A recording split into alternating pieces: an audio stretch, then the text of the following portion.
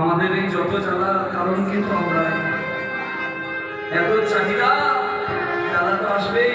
যত চাই চাই বাড়বে, তত জ্বালা বাড়বে।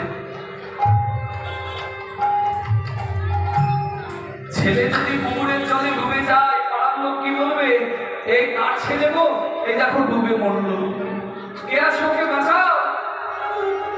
কিন্তু ছেলেটা ডুবে যাচ্ছে, ওটা যদি বাবা দেখে, বাবা কি লোক রাখবে?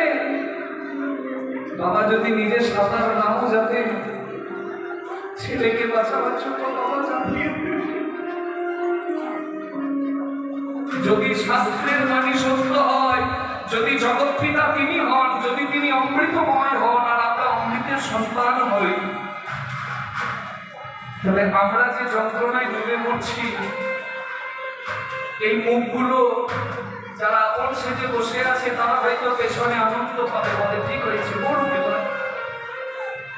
কিন্তু মনে রাখবেন, ছেলে ডুবে গেলে যেমন বাবা দাঁড়িয়ে দেখেন না,